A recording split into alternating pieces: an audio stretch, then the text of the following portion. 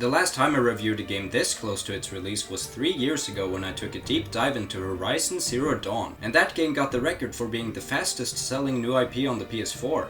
This year, none other than Ghost of Tsushima has beaten that record, it also being a completely new IP, so how fitting that I'm now reviewing this game so close to its release. As you may recall, I reviewed HCD right after it came out because I loved it so much, but is that the case with this game?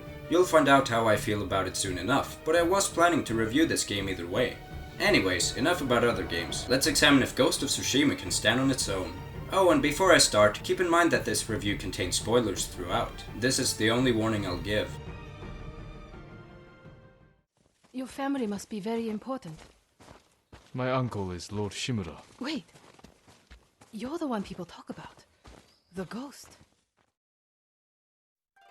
Ghost of Tsushima was developed by the PlayStation studio Sucker Punch, who you might know for creating Sly Cooper and Infamous. Like those franchises, Ghost of Tsushima is set in the real world, but a clear difference is that it takes a more historical approach, even though it's not completely accurate, but it's not trying to be.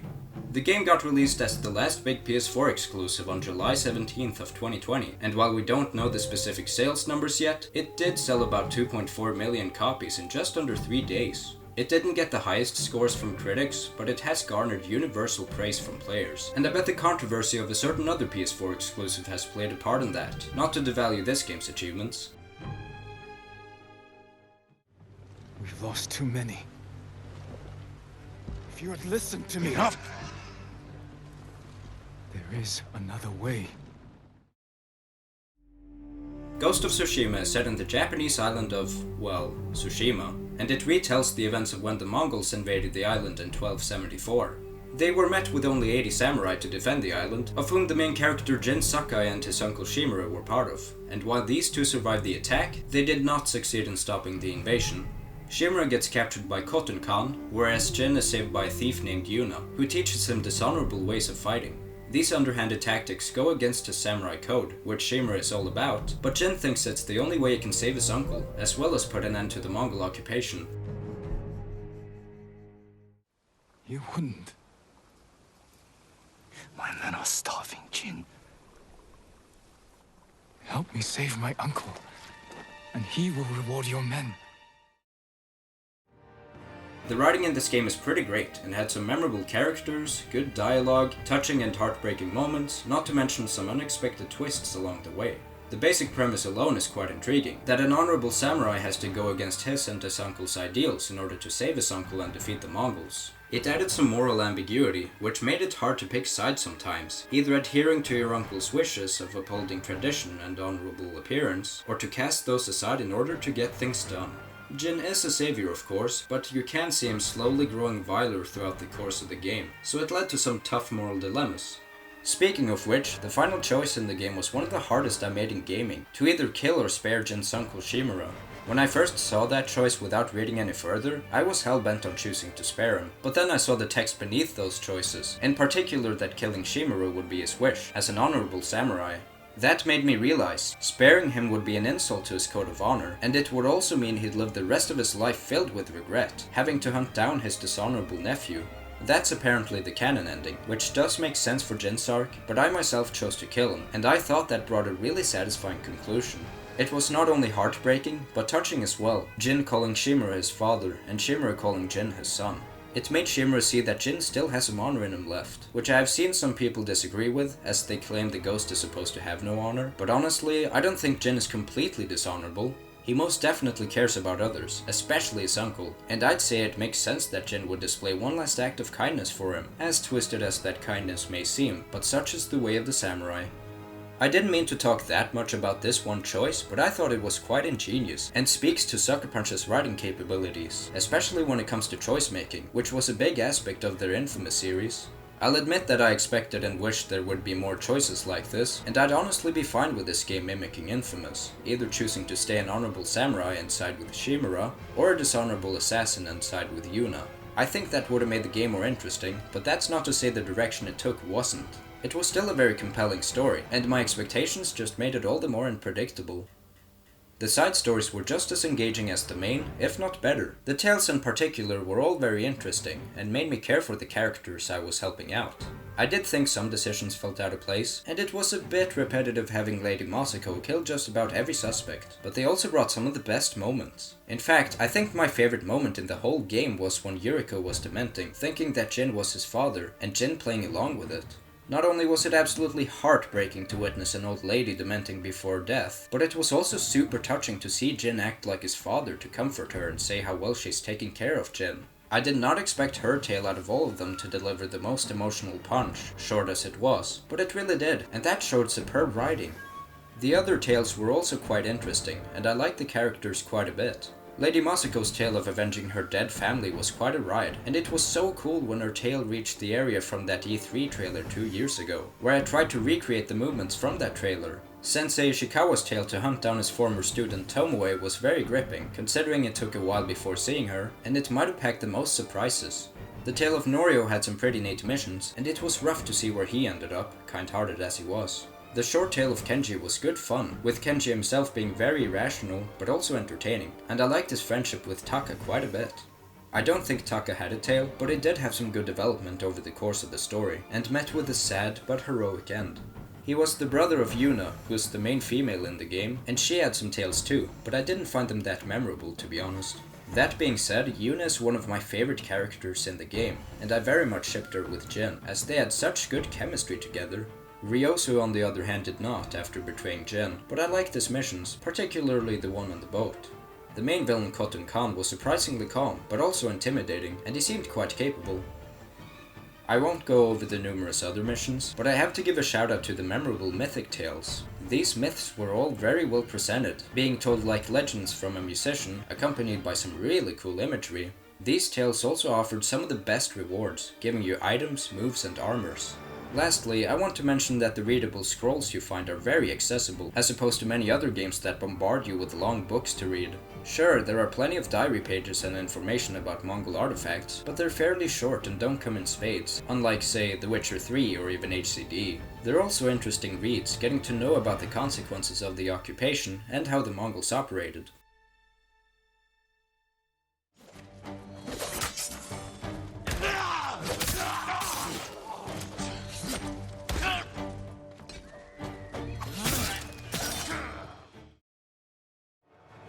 The gameplay is really fun, and I was pleasantly surprised by just how many different ways you can approach combat, at least after gaining enough skills and weaponry. The combat was a bit stale near the beginning, but it made for some satisfying progression, and I like how observing and killing generals would get you closer to learning new stances. These stances added a lot of variety to the combat, and they each have their own strengths and weaknesses. Stone stance is good against swordsmen, water stance is effective against shield users, wind stance counters spearmen, and the moon stance works well against brutes. I found myself using water stance the most, as it grants many quick slashes, handles most enemies efficiently, and is just graceful to witness. The other stances can also be used effectively against other enemies. Like, I would often use the wind or moon stance to stagger, then maybe switch to stone stance to deliver some deadly stabs. While the swordplay can get repetitive after a while given the game's length, it's still very dynamic and fun, and thankfully, the katana isn't the only option in combat. The Ghost carries a plethora of diverse weapons, and they're all useful in some way. You can acquire 2 different bows, one having short knock time but also short range, and it can fire regular arrows as well as flaming ones. The longbow obviously has longer range, but also longer knock time, and it can fire explosive arrows in addition to hard ones that can pierce helmets, which proved to be very useful. You can also throw kunai and bombs that stagger enemies, and even spit darts that make enemies spit out all their blood or spit out their hatred for their colleagues. These are all pretty handy for one reason or another, especially when you're in a pinch, and I was surprised by just how many weapons I was given. The only real downside to having so many weapons is that the quick selects for them are quite confusing to navigate, and it's something I never really got used to. While not seemingly weapons, there are also wind chimes and firecrackers that distract enemies, and they can in fact be weaponized by adding fire to the crackers and applying a charm that makes wind chimes release poisonous gas. Lastly, Jin can also use smoke bombs to flee undetected, which is good if you want to do things stealthily. You'll probably already know this, but Ghost of Tsushima is an open world game, which is a genre that has become quite controversial in recent years, as they're often criticized for being too big with too little to offer.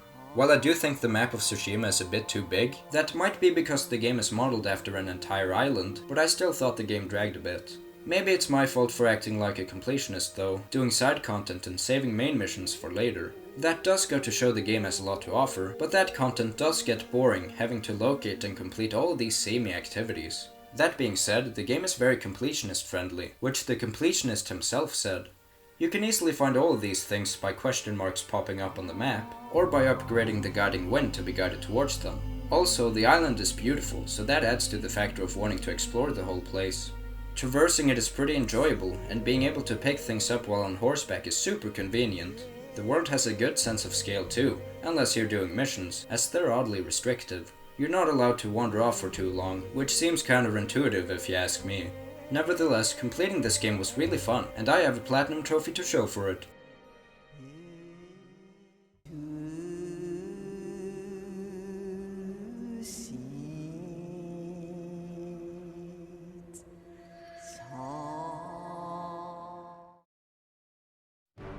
Sucker Punch has been a sucker for setting up fantastic atmospheres in their games, and it's shown in full force with this one, being one of the most artistic games I've ever played. Just look at these vistas of lush fields, the contrast of the colors, the wind affecting the scenery, it's all so beautiful. Something neat about this game is that the HUD is super minimal, and it doesn't even exist if you're not using the guiding wind or a weapon, which totally adds to the immersion. For being such a big open island, the design is so varied, and there's always so much beauty to take in. I will admit that I don't find the third act's visuals all that interesting compared to the previous two, as it only consists of snowy areas, but it's still damn nice, and contrast has been put to good use so that it doesn't become too stale. When it comes to settings, the boss fights may showcase the best of them, with falling leaves from the vine, dripping waterfalls, lamps or fireflies lighting up the surroundings, and even bloody demons. These duels are already fun, but they become so much more with these amazing backdrops. The scenery is so gorgeous that I've taken advantage of the amazing photo mode at many points. It's so accessible, unlike most other photo modes, that force you to take a bunch of steps to open and close them. This one on the other hand is turned on and off with a simple push of a button, which I really appreciate and is part of the reason I used it so often. All this being said, even the presentation isn't without problems, and many of the screenshots I've taken are in fact of cases where the game glitched or just looked derpy, which happened quite frequently throughout my run. Not game-breaking stuff mind you, but they shouldn't go ignored. The frame rate also drops a bunch, especially after booting up the game, which meant the beginning served as a bad first impression, performance-wise. Another issue I unfortunately have to point out is that the facial animations are oftentimes subpar. I said in my review of Horizon Zero Dawn that while yes, the facial animations aren't the best, that's usually the case in open world games, and I found HCD to be one of the better examples. Ghost of Tsushima's facial animations look worse, and it got released 3 years later, so I don't understand why that's the case. Even the main cutscenes that have more effort put into them don't look the best, and those types of cutscenes looked gorgeous in HCD. The backgrounds look incredible, but the same can't be said for the characters. Also, I feel like open world games don't have much of an excuse anymore when we've seen God of War, a semi-open world game, look amazing in just about every frame. Maybe I'm being too harsh and there's a good explanation for why it doesn't look that good, but I found it relevant to critique since it's such a recent game that thrives on looking superb otherwise. To bring the mood back up, the soundtrack is great, and works really well for the setting it's put in.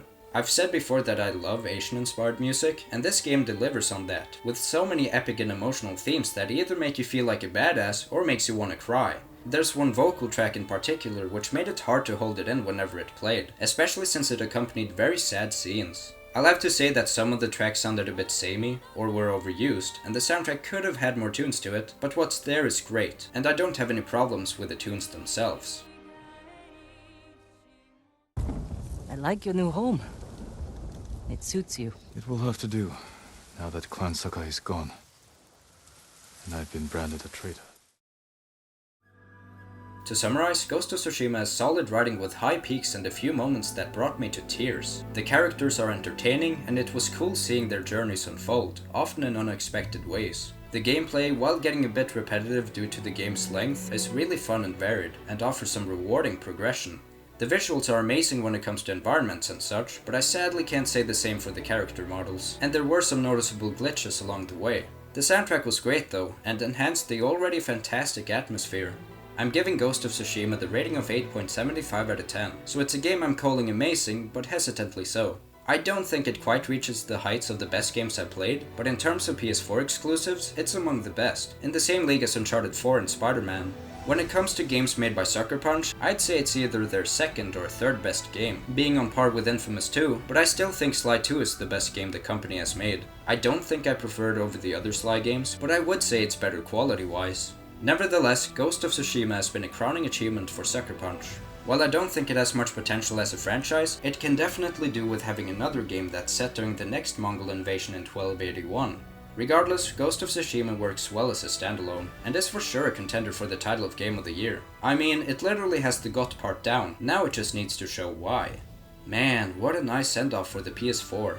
I'm Arcadon, and hopefully, you'll see me next time!